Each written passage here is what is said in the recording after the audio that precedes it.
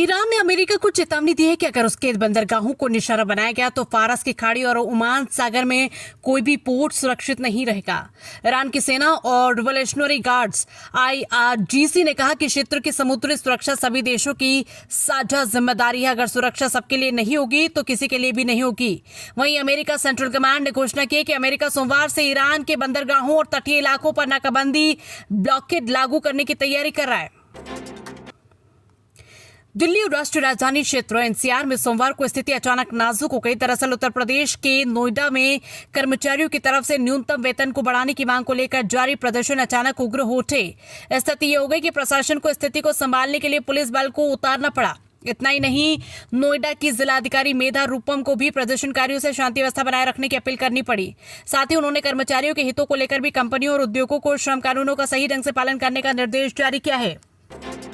Singer Asha Bhosle का राज्य के सम्मान के साथ शिवाजी पार्क शमशान घाट पर अंतिम संस्कार हुआ। उन्हें महाराष्ट्र पुलिस ने गार्ड ऑफ ऑनर दिया। बॉलीवुड सिंगर ने अभी ना जाओ छोड़कर गाकर भावुक विदाई थी। सुबह उनका पार्थिव शरीर अंतिम दर्शन के लिए उनके मुंबई निवास कासा ग्रांटे में रखा गया था।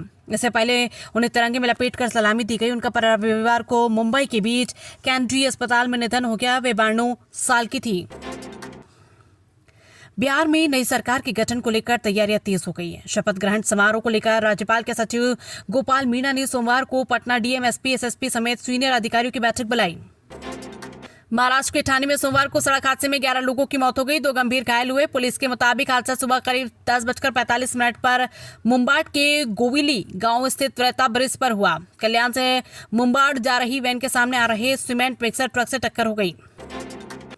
अरविंद केजरीवाल ने सोमवार को हाईकोर्ट जस्टिस स्वर्णकांता शर्मा से दिल्ली शराब घोटाले केस से हटाने की रिक्रूस की फिर मांग की। उन्होंने कोर्ट में 1.5 घंटे दलीली रखी। कहा, मुझे पहले से ही दोषी माना जा रहा है। जस्टिस शर्मा के आदेशों में एक पैटर्न दिखता है जिसमें ED और CBI के हर तर्क को स्वीकार किया जाता है। सेंसेक्स 703 अंक 0.91% की गिरावट के साथ 76,848 पर बंद हुआ। निफ्टी में भी 208 अंकों 0.86% की गिरावट रही। ये 23,843 पर आ गया है। आज के कारोबार में चौतरफा बिकावली के बीच मेटल के शेयरों में सबसे कम गिरावट रही, जबकि ऑटो और FMCG शेयरों में सबसे अधिक बिकावली देखी गई। प्रयागराज में बरेली SP अंशिका वर्मा और संभल SP कृष्ण कुमार बिश्नोई का रविवार को रिसेप्शन हुआ, जिसमें बिश्नोई नए लुक में नजर आए। शादी में जहां उनकी मूठी चर्चा का विषय बनी थी, वहीं रिसेप्शन में क्लीन शेव पहुंचे। उन्होंने बंद गले का ब्लैक कलर का सूट पहना। वहीं अंशिका ने लाल रंग का लहंगे में काफी खूबसूरत दिख रही थी।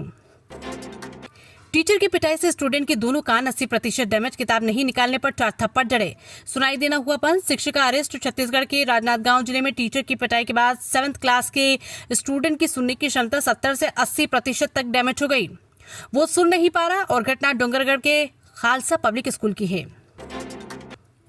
देश में LPG सिलेंडर की सप्लाई पूरी तरह स्थिर और पर्याप्त है। पेट्रोलियम और प्राकृतिक गैस मंत्रालय MOPNG ने नागरिकों को भरोसा दिलाया कि उन्हें घबराने या पैनिक बाइंग करने की जरूरत नहीं। मंत्रालय ने कहा कि मौजूदा डिस्ट्रीब्यूशन नेटवर्क मजबूत है और देश भर में बिना रुकावट गैस पहुंच रही है।